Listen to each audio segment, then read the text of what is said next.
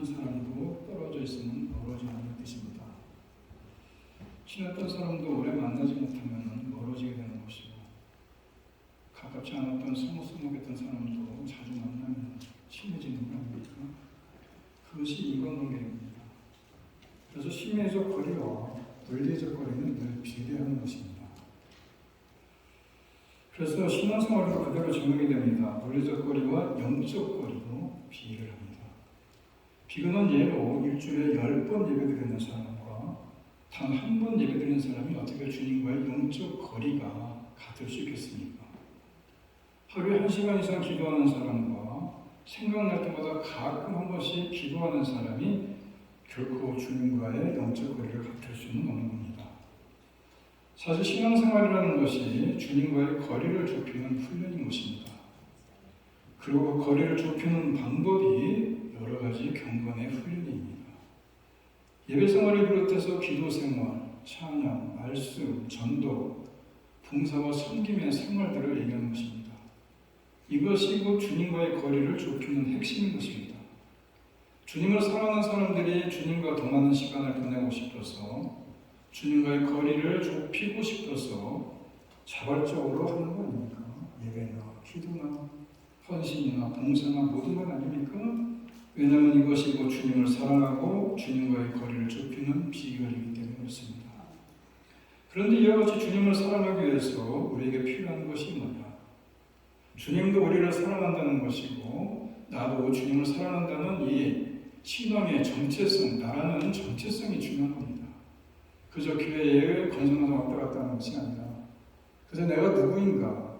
나는 그리스도인이고 하나님의 자녀이고 하나님이 나를 사랑하고 계시고 나에게도 사랑하냐고 물어보시는 분이 바로 그분 아니면 연예인입니다.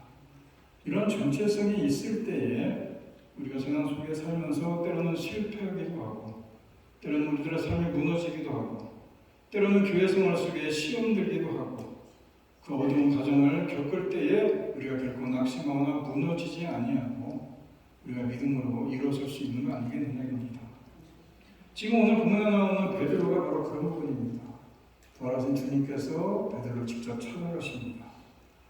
옛 생활로 도망친 거 아닙니까? 실패감에 젖어서. 그래서 주님이 찾아가서 다른 것은 묻지 않으시고 오직 한 가지를 물어봅니다. 네가 나를 사랑하느냐? 네 정체성이 뭐냐? 이 질문을 통해서 예수님은 베드로의 인생을 송두리째 다시 세우시길 원하신다는 겁니다. 이 사랑의 질문이 오늘 우리에게 어떤 능력이 됩니까? 베드로가 지금 갈릴리 호수에 있습니다. 나는 물고기나 잡으러 갑니다. 이 말은 단순한 직업 복귀가 아니라 나는 끝장났어. 나는 예수의 제자라고 하기에는 참으로 자격이 없는 자야. 나는 예수님을 3번씩이나 부인한 배신자야. 그의 이런 영적 엔진은 이런 죄책감으로 인해서 완전히 꺼져버린 상태 아닙니까? 바로 그때 예수님께서 숯불을 펴놓고 그를 부르신 겁니다. 너의 아들 시몬아, 내가 나를 사랑하느냐? 너 왜 나 배신했느냐라고 과거를 추궁하지 않습니다. 뿐만 아니라 앞으로도 잘할 거냐? 이렇게 미래에 대한 다짐을 하는 시간도 아닙니다. 그저 현재 관계, 너와 나 사이에 아직도 사랑이 남아있느냐? 이거를 물어보는 겁니다. 이 질문은 베드로의 인식을 뒤집어 놓습니다. 베드로는 뭐라고 생각합니까? 나는 주정을 버린 죄인입니다. 예수님은 뭡니까? 너는 여전히 내가 사랑하는 제자이고 나를 사랑할 수 있는 존재다. 얘기입니다. 그가 실패하기 전에도 실패를 예견하고 예수님은 미리 중보하실 정도로 사랑을 했습니다. 무슨 얘기냐? 누가복음 22장 31절 나오는 대로 시몬아 시몬아 사단이 너를 밀가루로 뜻하려고 요구했으나 그러나 내가 너를 위하여 내 믿음이 떨어지지 않기를 내가 기도한다. 예수님은 베드로의 배신을 이미 알고 있었고, 그렇지만 또 배신하면 절대로 안 돼 이렇게 경고하는 것이 아니라 그가 실패한 후에 다시 일어나실 것을 믿고 미리 기도해 두고 계신 거 아닙니까? 우리가 넘어질 것까지 아시고 그 넘어의 회복을 위해서 미리 기도해 주시는 이런 사랑을 얘기하는 겁니다. 그래서 베드로가 자살한 가룟 유다와 달리 다시 돌아올 수 있었던 것은 베드로의 의지가 아니라 예수님의 기도가 그를 붙들고 있었기 때문 아니겠습니까? 부활하신 예수님은 천사를 통해 소식을 전할 때 제자들 그룹에 베드로를 별도로 언급하십니다. 가서 그의 제자들과 베드로에게 이르되 예수서 너희도 보고 먼저 갈릴리로 갈 것이다. 라고 마가복음 16장 7절에 나오는 얘기죠. 그의 제자들과 베드로에게. 이게 뭡니까? 죄책감에 숨고 싶은 베드로의 이름을 정확히 불러주시면서 이 베드로의 마음을 아시고 베드로야 너는 여전히 내 제자다. 이런 얘기입니다. 이 짧은 한마디가 베드로에게는 너는 아직 내 사람이다 라는 강력한 소속감과 용서의 선포가 되는 겁니다. 여러분 신앙생활이 좀 무기력해질 때가 있습니까? 예배가 집처럼 느껴질 때가 있습니까? 기도가 무의미하게 느껴질 수 있습니다. 그것은 능력의 부족의 것이 아니라 내가 누구인가 하는 정체성이 흐려질 때입니다. 내가 누구니까? 주님이 사랑하는 자 아닙니까? 신앙의 본질은 내가 무엇을 하느냐가 아니라 내가 주님과 어떤 관계냐가 중요한 겁니다. 주님의 질문은 우리에게 선포합니다. 너의 실패가 너를 규정하지 않는다. 내가 너와 맺은 그 관계가, 사랑의 관계가 너를 규정하는 것이다. 이 사랑의 인식이 회복될 때에 우리는 다시 일어서는 거 아닙니까? 예수님은 사랑을 확인하고 존재가 회복된 베드로를 어떻게 변화됩니까? 우리가 사도행전을 쭉 보면 잘 알지만은 불과 얼마 전만 해도 여중의 손가락질이 무서워서 예수를 모른다고 도망쳤던 그 겁쟁이 베드로가 예루살렘 한복판에 서서 수천 명의 군중들에게 너희가 십자가에 못 박은 예수가 바로 그리스도다. 이렇게 사자천을 치지 않습니까? 칼과 총 앞에서도 우리는 보고 들은 것을 말하지 않을 수 없다라고 단단히 맞서지 않습니까? 무엇이 그를 이렇게 바꿨습니까? 의지의 훈련입니까? 아니면 자기 개발을 좀 했습니까? 아니라는 겁니다. 주님이 나를 사랑하신다. 나는 실패자가 아니라 주님의 양을 맡은 목자다. 이 정체성의 회복이 그를 두려움 없는 사람으로 만듭니다. 사랑은 두려움을 극복하게 하지 않습니까? 사랑하는 사람을 위해서 죽을 수도 있다고 얘기할 정도로 훗날 베드로는 로마에서 순교할 때에 감히 주님과 똑같이 달릴 수 없어서 십자가에 거꾸로 매달려 죽었다고 하지 않습니까? 도망자였던 그가 주님을 위해 기꺼이 죽는 자가 되지 않습니까? 사랑이 확인되면 그 사람은 이렇게 변할 수 있다는 겁니다. 오늘 주님의 사랑을 확인한 우리들도 베드로처럼 두려움을 뚫고 나가는 그런 담대한 인생으로 변화가 되지 않겠습니까? 아멘. 오늘 본문의 대화 속에서는 아주 세밀한 사랑의 배려가 숨겨져 있습니다. 예수께서 처음에 두 번 부르실 때는 사용하신 사랑이라는 단어가 신적인 단어이고 이것은 완전한 단어입니다. 뭡니까? 사랑이라는 단어.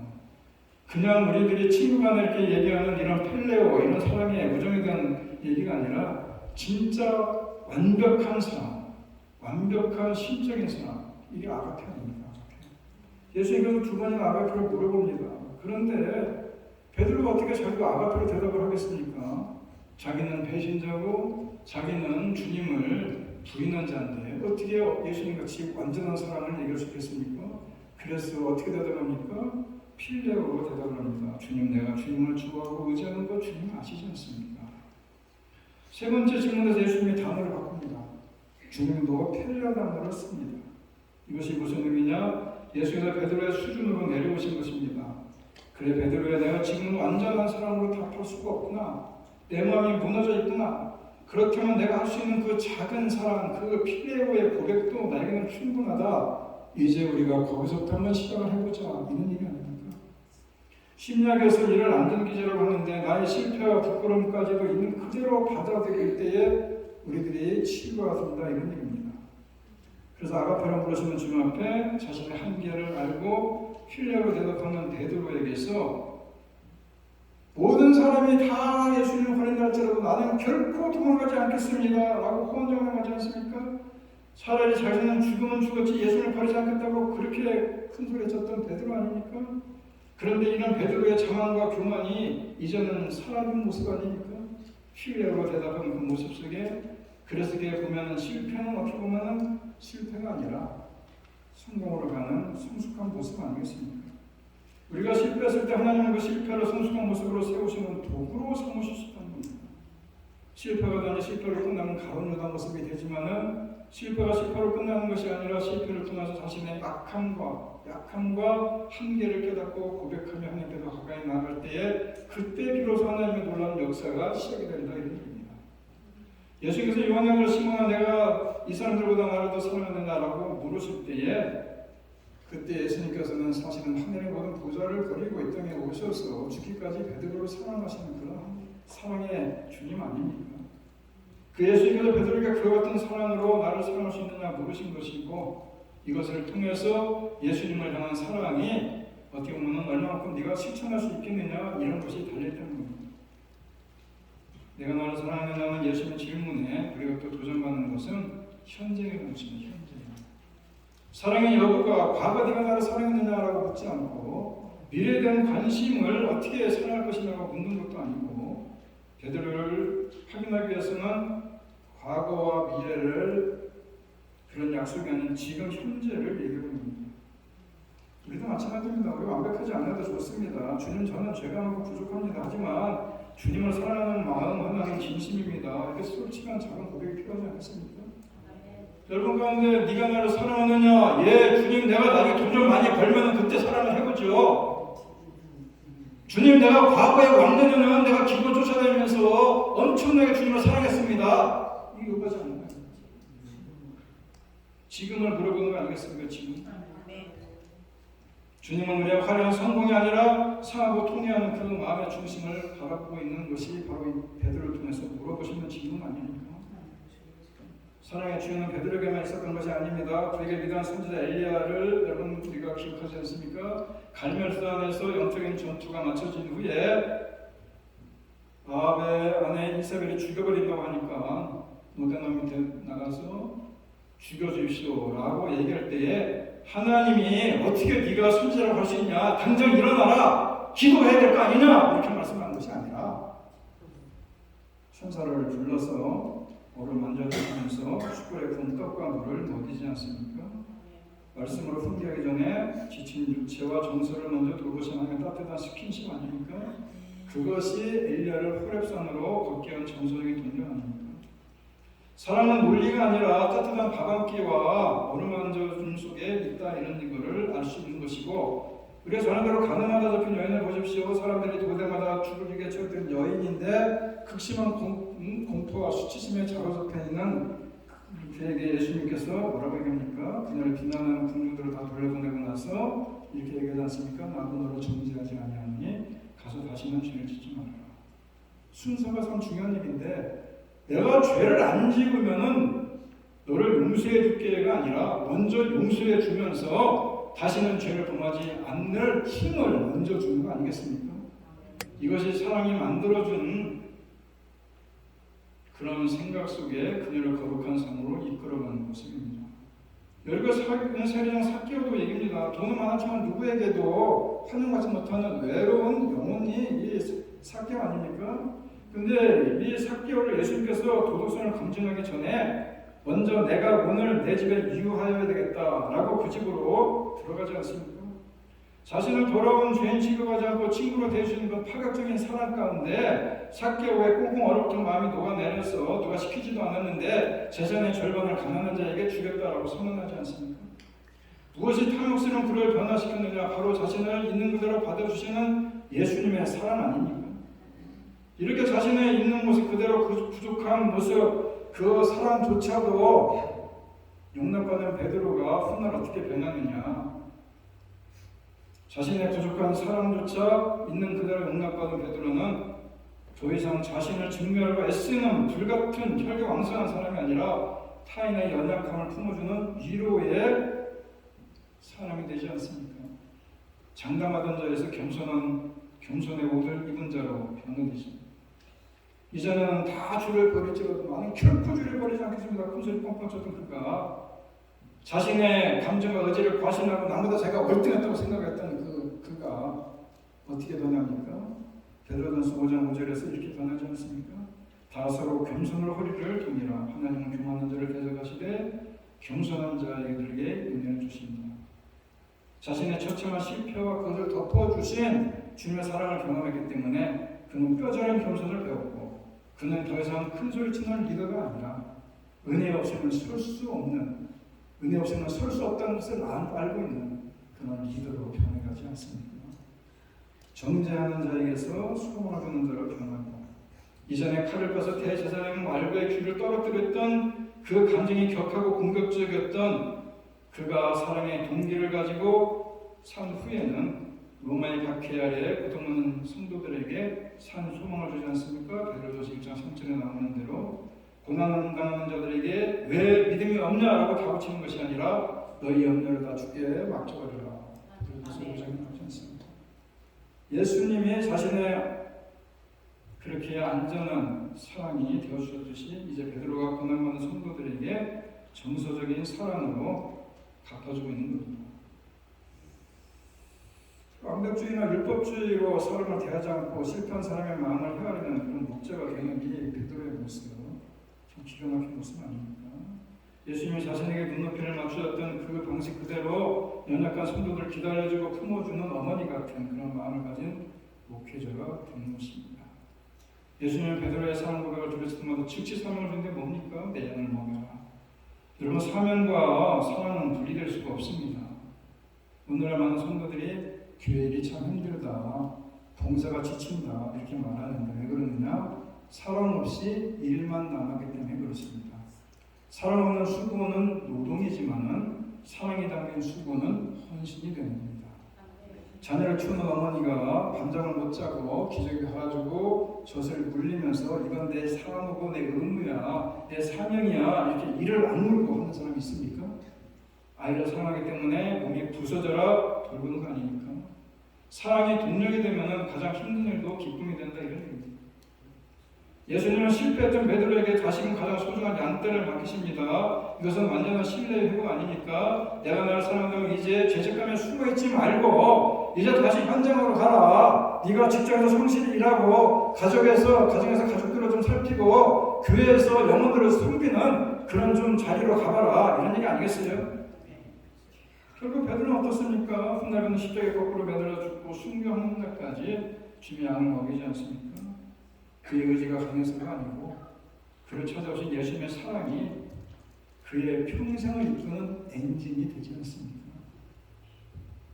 요한복음 13장에 예수님이 제자들의 발을 씻기신 장면이 나오면서 소두에 끝까지 사랑한다 이런 얘기가 나옵니다. 세상에는 자기 사람들을 사랑하되 끝까지 사랑하시다. 이 자리에서 예수님은 이 발을 씻겨주는 세속식이라고 우리가 흔히 얘기하는데 요한복음 13장에서 이 발을 씻어줄 때에 좀 있으면 자기를 팔 유다도 있고 거기에 예수님을 세 번 부인할 베드로도 있습니다. 그러면서 베드로를 발을 씻겨주지 않습니까? 우리는 사랑하는 사람들만 사랑을 하는데 예수님은 자신을 배반할 원수 같은 제자의 발을 씻기지 않습니까? 그것도 끝까지 사랑하는 사람이다. 베드로는 훗날 사역 현장에서 힘들 때마다 자신의 더러운 발을 씻겨주신 그 예수님의 그 따뜻한 손길을 기억하지 않겠어요? 또 누가복음 22장에 보게 되면 예수님께서 잡히시던 밤에 베드로가 세 번째 예수님을 모른다고 부인했을 때 닭이 울고 예수님은 돌이켜 베드로를 보지 않습니까? 그는 주님의 시선을 보고 심히 통곡했다 이렇게 기록이 되어 있는데 이 시선은 노려보는 정죄의 눈빛이 아니라 안타까움과 슬픔에 담긴 사랑의 눈빛 아니었겠습니까? 그 눈빛이 베드로의 양심을 깨닫고 그를 회개의 통곡의 자리로 이끌지 않습니까? 100마디 말보다 강력한 것은 진실한 눈빛 아닙니까?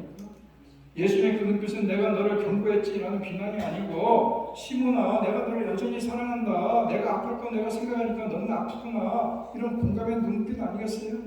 그 사랑의 시선이 그를 울게 하고 그 눈물이 그를 살리는 눈물이 되지 않습니까? 그는 평생 사랑의 눈빛을 잊지 않고 그의 사역에 불을 붙이는 기름 같은 눈빛으로 살지 않았겠습니까? 사도 바울을 보십시오. 예수님이 사랑받는 바울은 사랑에 강권하여 그 사역을 멈출 수 없었다 이렇게 고린도서 5장에서 얘기했는데 사명과 사역이 힘들어도 포기하지 않는 이유는 그리스도의 사랑이 우리를 강권하시는구나. 바울은 매를 맞고 감옥에 갇히고 배가 파손되는 수많은 고난을 겪는데 인간적으로 보면 번아웃이 돼도 몇 번 번아웃되지 않습니까? 그러나 그는 지치지 않습니다. 강권하다는 말은 사로잡아서 끌고 간다는 뜻인데 바울을 움직인 것은 의무감이 아니라 예수님의 십자가의 사랑이 그를 꼭 붙들고 간 거 아니겠습니까? 그래서 그는 감옥에서도 찬양할 수 있었고 고난 가운데서도 기뻐할 수 있었던 거 아니겠어요? 바울이 그 힘든 성교행을 하면서 세 번씩이나 거쳐서 성교행을 하면서 야 지구하다 내가 언제 은퇴하나 이렇게 얘기했겠습니까? 그리스도의 사랑이 그를 밀어주고 있었기 때문에 그는 끝까지 달려갈 수 있었던 거 아니겠어요? 바로 그리스도의 사랑이 연료가 되면 지치지 않는다는 거예요. 예수님이 말씀하신 선한 사마리아인을 한번 보십시오. 제사장 레위는 종교적인 의문이 있었지만 사랑이 없었기 때문에 그 감동하는 사람을 보면서 슬금슬금 피해가지 않습니까? 행동하지 않지 않습니까? 그런데 사마리아인은 그를 보고 불쌍히 여겨서 가까이 가지 않습니까? 그리고 기름과 포도주를 붓고 자기 짐승에 태우고 여간비를 지불하지 않습니까? 사랑은 마음이 아픈 것을 끝나지 않습니다. 사랑은 내 지갑을 열게 하고 내 시간을 들이게 하고 내 몸을 움직이게 하지 않습니까? 베드로가 그랬듯이 사랑만이 우리의 안전한 구경꾼에서 위험을 감수하는 사역자로 변화시키는 것입니다. 주님의 약을 맡은 자에게 가장 중요한 것은 사랑이라는 사랑. 우리가 지는 사람, 우리가 지는 십자가 중에서 가장 무겁고 힘든 십자가가 사람의 십자가라고 합니다. 예수님께서 베드로에게 내가 이 사람보다 나를 더 사랑하느냐라고 하신 것은, 그리고 후에 내 양을 먹이라고 하신 것인데, 예수님을 사랑하는 사람만이 사람을 사랑할 수 없다, 이런 얘기입니다. 그래서 베드로가 자신에게 내가 나를 사랑하느냐, 그러면 내 양을 먹이라 말씀하신 예수님을 만난 것처럼 우리도 예수님을 인격적으로 다시 만나야 되는 것입니다. 주께서는 지금 여러분에게도 네가 나를 사랑하느냐라고 물어보십니다. 네가 남편을 사랑하느냐? 네가 아내를 사랑하느냐? 네가 아이들을 사랑하느냐? 라고 물어보지 않으시고, 네가 김집사를 사랑하느냐? 김권사를 사랑하느냐? 라고 물어보지 아니하시고, 네가 나를 사랑하느냐? 라고 물어보십니다. 이 질문을 받고 예, 저도 주님을 사랑합니다 라고 대답할 때에 우리 안에 있는 모든 죄책감, 은밀한 죄, 좌절감, 원망, 깨어진 관계가 다 해결되는 겁니다. 내 양을 먹이라는 사명을 받은 후 베드로는 어떻게 살았습니까? 그는 더 이상 갈릴리 호수에 머물지 않습니다. 예수님의 양이 있는 곳에는 어디든지 갔습니다. 유대인의 편견을 깨고 이방인의 고넬 집에도 방문을 하고, 훗날 이방인 땅인 사마리아와 엽도까지도 가서 양들을 잃어버린 영혼들을 찾아 헤매지 않습니까? 무엇보다 놀라운 변화는 고난을 대하는 그의 태도 아닙니까? 과거에 베드로는 고난이 오면 도망치지 않습니까? 하지만 사랑의 동력을 얻은 후에 살아있는 오정의 베드로는 다른 모습으로 보여줍니다. 복음을 전하다가 채찍에 맞고 감옥에 갇혔는데 그는 억울해하거나 하나님을 원망하지 않습니다. 오히려 성경은 능력받은 일에 합당한 자로 여기심을 기뻐했다라고 기록하고 있습니다. 이것이 사랑의 기적인 것입니다. 사랑이 없이 의무감으로 일하면 작은 비난에도 상처받고 그만두고 싶어집니다. 하지만 주님을 사랑하고 일하면 고난조차도 주님을 위해 내가 무언가 감당할 수 있구나 라고 영광으로 우리가 바뀌어줄 수 있다는 겁니다. 그리고 그는 예수님이 예언하신 대로 자신의 팔을 벌려 십자가 죽음까지 받아들이지 않습니까? 말로만 사랑하는 것이 아니라 온 삶을 던져서 행동으로 그 사랑을 증명합니다. 우리에게도 이런 뜨거운 사랑의 행동력이 좀 회복되어야 되지 않겠습니까?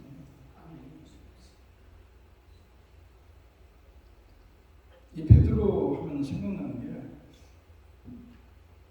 오늘 이 베드로 이 말씀을 준비하면 생각나는 게, 그 중학교 때 봤던 코바디스라는 영화가 생각나요. 여러분 보셨을 겁니다.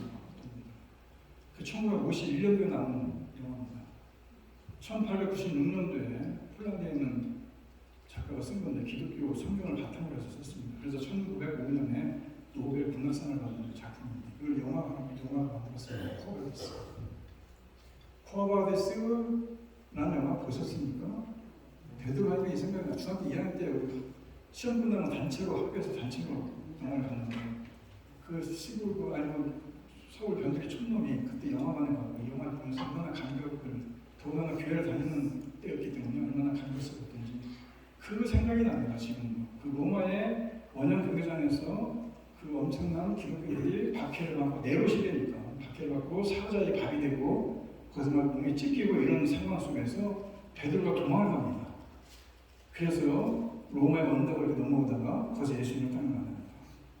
그 베드로가 깜짝 놀라가지고 쿠아바디스 동인해야 합니다. 무슨 얘기인지 아십니까? 주여 어디로 가십니까? 네가 도망쳐온 로마로 들어간다. 내가 다시 십자가를 져야 될 것이다. 베드로가 그때 들어갑니다.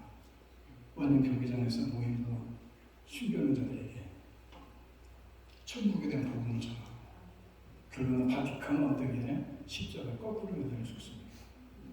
그 코바디스라는 영화, 이 말씀을 준비하는데 이 생각이 많이 나더라고요. 화가디스 도민이 주여 어디 보십니까? 여러분들 행하지 않으면 주님이 가십니다. 우리도 베드로처럼 넘어짐을 반복하며 살아가지만은 그래도 예수님에 대한 사랑과 믿음의 고백이 씻지 않아야 될 것이고 우리에게 맡겨진 사명을 기쁨으로 잘 감당하는 그런 복된 성도님들이 다 되시기를 주님의 이름으로 간절히 축원합니다. 다시 함께 찬양합니다. 오늘 이 자리에 삶의 무게에 눌려서 영적 침체를 갖고 계신 분이 있을 겁니다. 내가 실패한 것 같고 더 이상 주님께 드릴 것이 없다고 느껴질 수도 있습니다. 지금 주님이 우리들의 인생 포수가로 찾아오셔서 조용히 말씀하시지만은 강력하게 물어보십니다. 내가 이 사람들보다, 내가 이 세상의 성공보다, 너의 실패보다 네가 나를 더 사랑하느냐? 라고 물어볼 때에 이 질문 앞에 베드로처럼 정직하게 반응하는 겁니다. 주님, 내가 주님을 사랑하는 줄 주님이 아십니다. 이런 고백이 터져 나오는 순간에 멈춰버린 우리의 삶의 엔진이 다시 힘차게 돌아갈 것이라는 것을 확신하시면서 오늘의 찬양하기를 원합니다. 오늘 베드로 고백처럼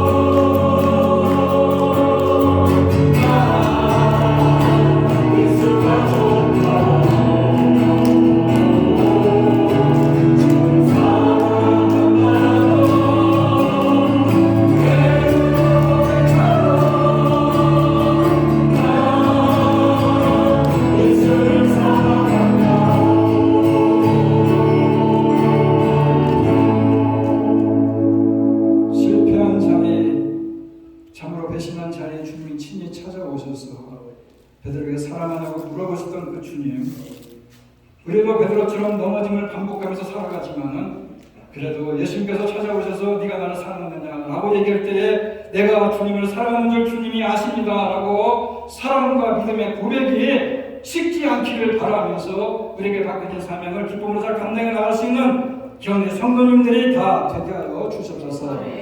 이제는 우리 주 예수 그리스도의 은혜와 하나님 아버지의 극진하신 사랑과 성령님의 교통하심이 늘 주님을 사랑하며 그 주님이 원하시는 일들을 감당하며 살아가기로 이 시간 마음에 다시 한번 다짐하며 이전을 나가는 주님의 귀한 성령 성녀들 머리머리 위에와 두꺼운 가정과 일터와 자녀들 위해 이제부터 영원토록 함께 있을지어다.